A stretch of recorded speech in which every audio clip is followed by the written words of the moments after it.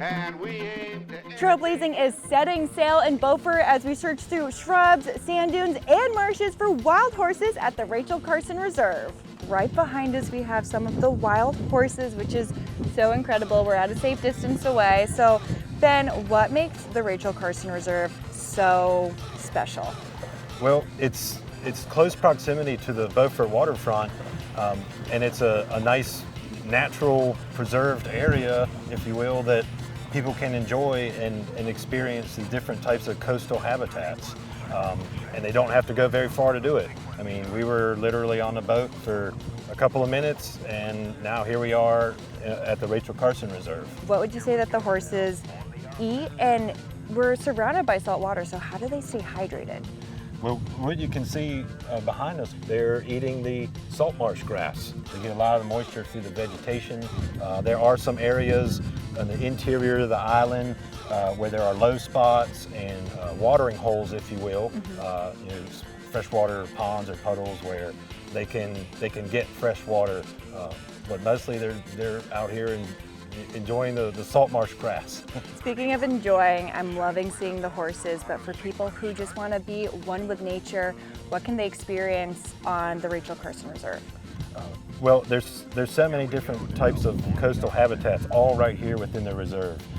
You have the salt marsh habitat where you might see different types of long-legged wading birds, egrets, herons, ibis. You can see different types of crustaceans. So you might see fiddler crabs. The animal life is really what, is what's so interesting, because at first glance, it looks like, a mud flat or a tidal flat or just the sandy beach or the salt marsh. But once you get up closer and start exploring and looking at it and stop and take your time and really examine it, you'll find that there's a lot going on. Yeah. From a small scale of worms in the sand and mud to crabs to a larger scale, like the horses cruising along the water. You have the chances to see bottlenose dolphin. Oh. So you really never know. You got to get out there and explore it and just see.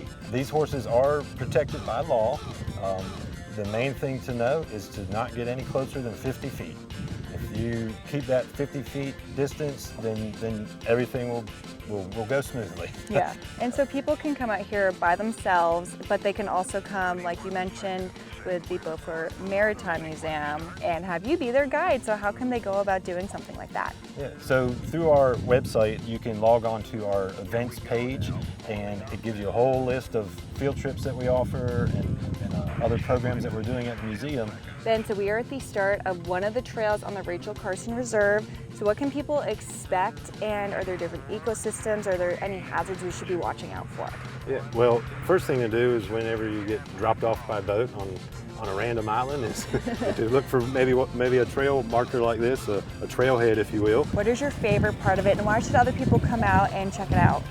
I just like the variety of it. Salt marshes, sand dunes, the maritime forest, tidal flats. There's just so much to really choose from. I like that it's in such close proximity to the Beaufort waterfront. You never know what you're going to see. Maybe the surprise is what I like the most. You never know what kind of animals, what kind of birds. Well, it has been so much fun exploring the Rachel Carson Reserve, and make sure to come back to Hello E&C every week as we discover a new way to explore the great outdoors on Trailblazing.